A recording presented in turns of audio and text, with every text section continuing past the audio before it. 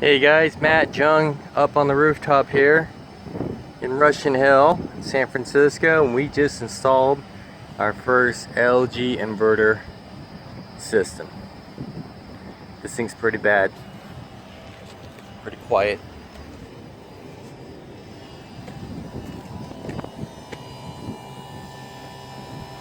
You have up to 4 ports here, heating and cooling.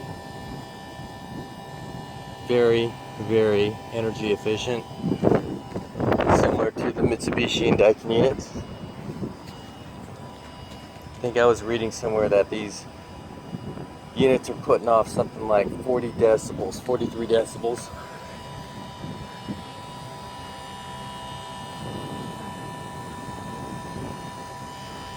Really, really easy and nice to lift up onto a rooftop, and my disconnect was only a 25 amp 220 volt that powers everything for heating and cooling.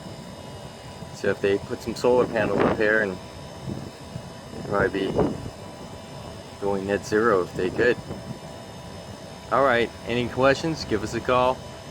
Matt here with 88 HVAC, and we're all over San Francisco putting in these inverter systems. Thanks guys.